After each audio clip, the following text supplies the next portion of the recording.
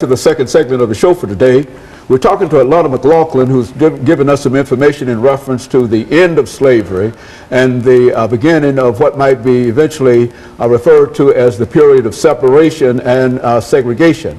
But before we end slavery, there are some things that she would like to make, some statements she would like to make in reference to the Civil War itself. That is the end of the war that came in 1865. But before that war, there was a very, very important individual who was associated with that. And talk about some of the individuals who helped to end slavery, Alana.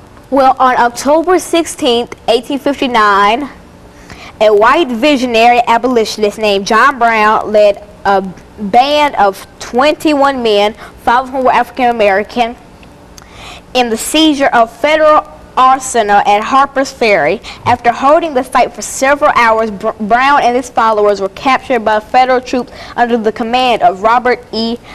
Lee. So now, by the end of slavery, it's still people.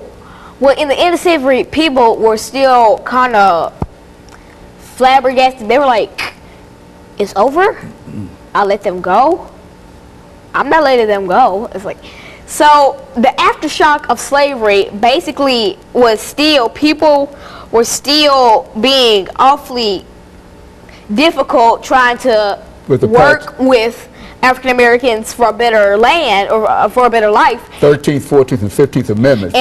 And the 14th, 15th Amendment says that 1, slaves cannot vote, 2, African Americans are not free, and 3, they do not have citizenship. And what makes me really mad about that is that how come that it's okay, it's all over.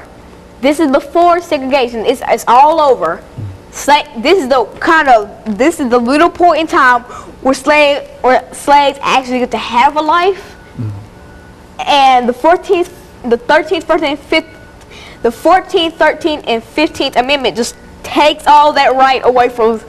And so it's no better than being in slavery, because at least you don't have to work. I mean, but it's still like the same. You don't have any rights to do anything. You can't go downtown and sit down and ask for a hot plate of pancakes unless there's a colored or white sign on there. And the colored building is half run down. So it's So slavery came to an end with the passage of the 13th, 14th, and 15th Amendments.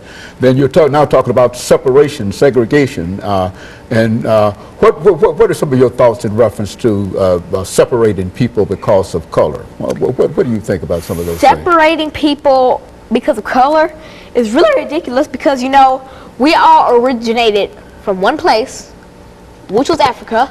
We all originated from one person, who is the Lord. We're all, and I'm not going to say we all worship somebody, because some people in India can worship this person, and then some people can be Methodist, and then Holy Catholic, and then, so we all believe in something, at least. So we all look up to something, because, I mean, though atheists don't believe in the Lord, they look up to somebody, and that somebody is like their Lord, because they look up to somebody. And that person, everybody originated from the Lord, in my beliefs. Okay, and so Lana, and the 13th and 14th and 15th Amendments, which is to say that everybody is now equal. Equal in terms of freedom, equal in terms of citizenship, and equal in terms of the right to vote. But now there were some people who really did not wish to give the former slaves some of these rights. Now, who were some of these individuals who opposed slaves having the right to vote, the right